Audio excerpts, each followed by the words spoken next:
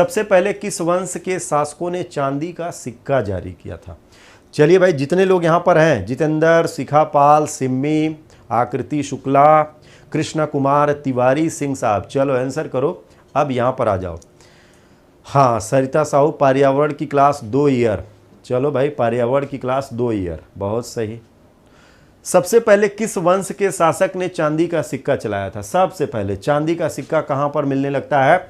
हाँ, तो चलो भाई ब्रजेश जी, पहले आंसर करो, पहले कूद कूद के आंसर करो, फिर उसके बाद आगे आते हैं। गुप्त मौर्य, गुप्त मौर्य, दोनों के बीच में बहुत बड़ा कन्फ्यूजन है, तो ध्यान रखना दोस्तों। गुप्त वंश, किसने?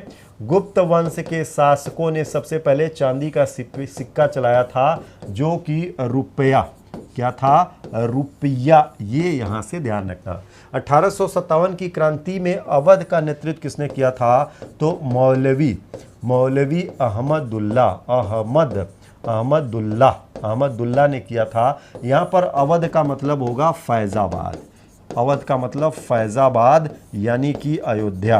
क्या हो जाएगा? अयोध्या। ये आप सभी को ध्यान रखना है। सामूगढ़ किस जिले में स्थित है? तो सामूगढ़ दोस्तों ये वही क्षेत्र है जहाँ पर 1658 में औरंगजेब और उसके भाई यहाँ पर युद्ध हुआ था, यानी उत्तराधिकार का युद्ध ये यहाँ से हुआ। तो सामूगढ़ का युद्ध क्षेत्र ये आगरा में हुआ। कहाँ पर भाई? आगरा में। ये यहाँ से ध्यान रखना। उत्तर प्रदेश में किसान बही योजना कब लागू की गई? तो उत्तर प्रदेश में किसान बही योजना 1992 में लागू की गई। कब? 1992। लवकुश बैराज किस नदी पर बनाया गया? तो लवकुश बैराज को अगर देखेंगे तो ये गंगा नदी पर बनाया गया है, और इसको अगर देखेंगे तो कानपुर, कहाँ पर? कानपुर, गंगा नदी कानपुर में लवकुश बैराज मिलेगा। कहाँ पर? लवकुश बैराज गंगा नदी कानपुर के अंदर का है। हो गया। चलिए आगे आइए। स्वतंत्र कांग्रेस पार्टी की स्थापना कब हुई थी? ये भी दोस्तों बहुत ही महत्वपूर्ण पार्टी बनती है, और एग्जाम में अक्सर इसको लेके प्रश्न पूछे ही लेता है। तो स्वतंत्र कांग्रेस पार्टी स्वराज पार्टी के विघटन के बाद, जैसा कि आपको पता है कि भाई चौरी चौरा जनाक्रोश के बाद महात्मा गांधी ने क्या किया था? असहयोग आंदोलन स्थगित कर दिया था। तो 1923 में एक पार्टी बनाई गई थी, 1923 में एक पार्टी बनाई गई थी, उसका नाम था स्वराज। क्या बनाई गई थी? स्वराज पार्टी बनाई गई थी। लेकिन ये पार्टी भी भाई 1923 में स्वराज पार्टी बनाई गई थी, 1923 में चली नहीं। इसके बाद, इसके विघटन के बाद बनाई गई थी स्वतंत्र कांग्रेस पार्टी 1925 में।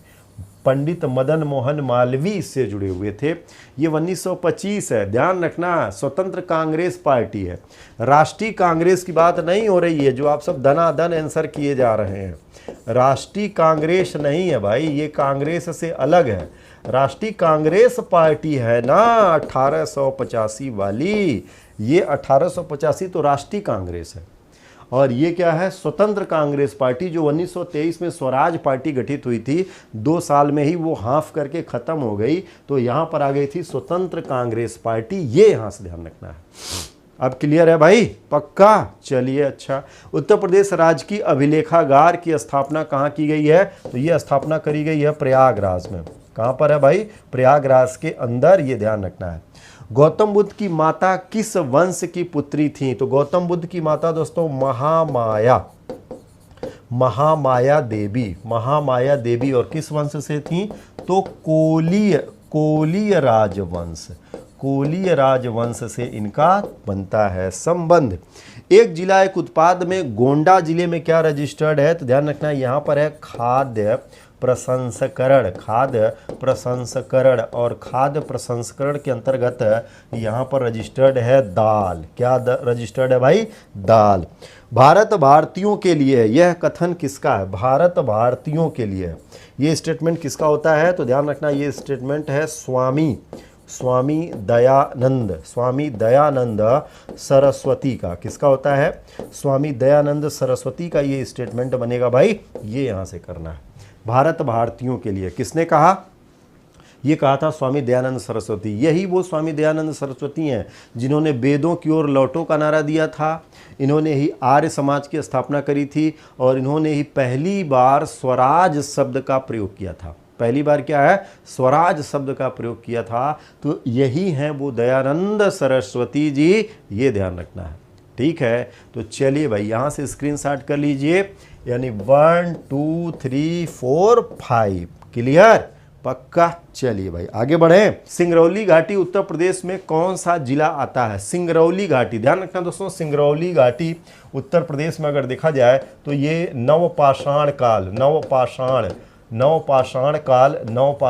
काल के लिए विशेष तौर से जानी जाती है। और ये क्षेत्र अगर हम लोग देखेंगे तो ये क्षेत्र कहाँ मिलेगा? ये क्षेत्र अगर हम लोग देखेंगे तो सिंगरौली घाटी ये हम लोगों को मिलेगी सोनभद्र में। कहाँ पर भाई? सोनभद्र के साथ साथ ध्यान रखना है मिर्जापुर। कहाँ पर? सोनभद्र मिर्जापुर। हालांकि इसका विशेष क्षेत्र सोनभद्र में मिलता है। कहाँ पर? सोनभद्र में।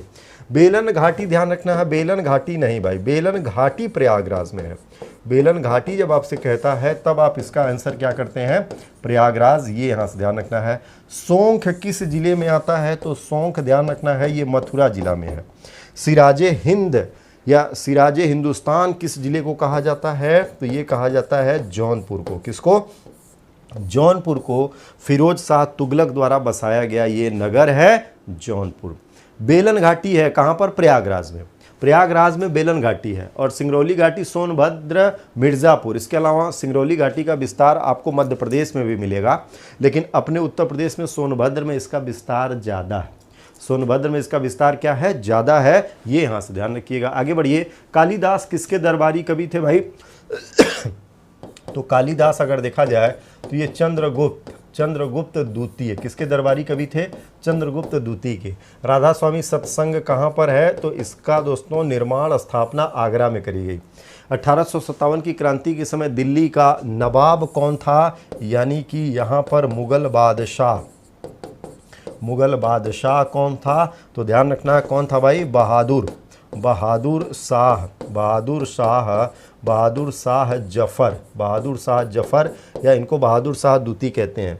अर्जुन सहायक परियोजना किस जिले में निर्मित करी जा रही है? तो ध्यान रखना दोस्तों ये धसान नदी पर इसका निर्माण कार्य किया जा रहा है। और ये निर्माण कार्य हमीरपुर इसके अलावा झांसी महोबा इन सभी के लिए विशेष तौर से रहेगा। अर्जुन सहायक परियोजना धसान नदी पर, किस नदी पर बन रही है? धसान नदी पर बन रही है। हमीरपुर झांसी महोबा के लिए ये पॉइंट्स यहाँ से पहचानना। हाँ, मुगल बादशाह बहादुर शाह जफर, जिनको बहादुर शाह द्वितीय के नाम से जाना जाता है, ये यहाँ से पहचानेंगे। हो जाएगा। चलिए आगे बढ़िए। देश का पहला ग्रीनफील्ड एक्सप्रेसवे कौन सा है? तो ये है आगरा लखनऊ। कौन है? आगरा लखनऊ एक्सप्रेसवे। ध्यान रखना।